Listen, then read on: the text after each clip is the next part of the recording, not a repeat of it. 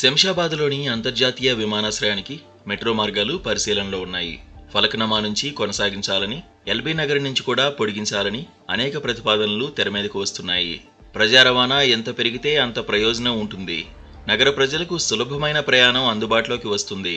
విమానాశ్రయ నిర్వాహకులతో సంప్రదింపులు జరిపి ఎంఎంటీఎస్ రెండో దశ పూర్తి చేస్తే 20 రూపాయల టికెట్తో నగరంలో ఎక్కడి నుంచైనా అక్కడకు చేరుకునే వెసులుబాటు కలుగుతుంది.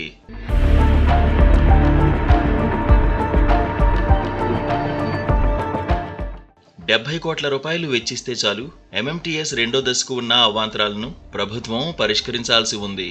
కేవలం ₹70 కోట్ల వెచ్చిస్తే విమానాశ్రయానికి ఎంఎంటీఎస్ రెండో దశ కింద రైల్వే లైన్లు వేయడానికి వీలవుతుంది. స్టేషన్ల నిర్మాణాలు ఇతరత్రా కలిపితే ₹100 కోట్ల వెచ్చిస్తే విమానాశ్రయం వరకు ఎంఎంటీఎస్ పరుగులు తీస్తుంది.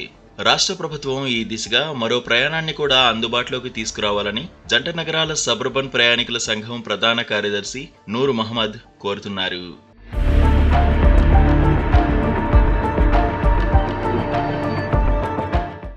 విమానాశ్రయానికి ఎంఎంటీఎస్ వస్తే వేలాది మంది ఉద్యోగులకు తక్కువ ధరకే ప్రయాణ సౌకర్యం కల్పించినట్లవుతుందని ఎంఎంటీఎస్ ప్రయాణికుల సంఘం ప్రధాన కార్యదర్శి చందు పేర్కొన్నారు.